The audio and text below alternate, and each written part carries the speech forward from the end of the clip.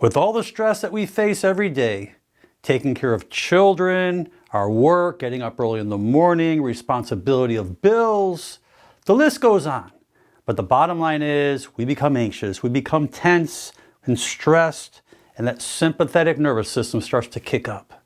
That fight or flight. What happens is our heart rate goes up, our blood pressure, we get a little dizzy, it affects our digestion, it affects our sleep, it affects our concentration, and so much more. So what can we do to help stop this anxiety? There's a little trick I want to share with you. Remember how many times your hands get cold or your feet get cold? You're wondering why. Well, if you're anxious and under stress, they're going to get cold because the sympathetic nervous system vasoconstricts the arteries, not allowing blood to make it to the distal part of our bodies, our hands and our feet. Cold hands, cold feet. And if you're having these cold hands and cold feet on a regular basis, you may be fighting stress on a different level, but just seem to be taking it day by day. But if you have like a meeting, or you're going to your doctor, or you have to face something in your life that's definitely tension related, you'll notice that your hands get cold, but what can you do? Here's the trick. You'll take your hands, you'll start rubbing them together like this.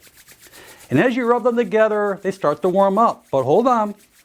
You're going to do this up to a minute. And as you do this up to a minute, you'll feel heat in here. But here is the situation.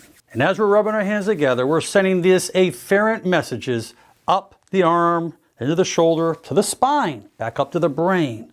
We're confusing the brain. We're confusing the physiology of the brain. We're affecting neurotransmitters in the brain that starts to change. Now it affects our autonomic nervous system, where it starts kicking up the parasympathetic system, winding down the sympathetic as our hands become warmer, as we start to relax, as our heart rate comes down and as our blood pressure comes down, because we're confusing the brain by sending these messages back up to the brain. But I want to take it one step further. What's the first thing we do when we get into cold weather? We start rubbing our hands. It's an innate type of thing where we do it automatically. We don't even think. It's a physiological thing that as we rub our hands, it starts to warm. But as it starts to warm, what happens? It starts to vasodilate the arteries. The parasympathetic nervous system starts kicking up, allowing the warmth of our hands to occur. By doing so, this affects all the other arteries in our body where it winds us down. It gets us to relax. We feel better. So the next time you get stressed, anxious, or even tense before you go to bed, just rub your hands together up to a minute. Just keep doing it, and you will be shocked. Please share this video with your friends and family. I know they'll love it, and they will benefit. Leave your comments below, and most important, make it a great day. I'm Dr. Alan Mandell.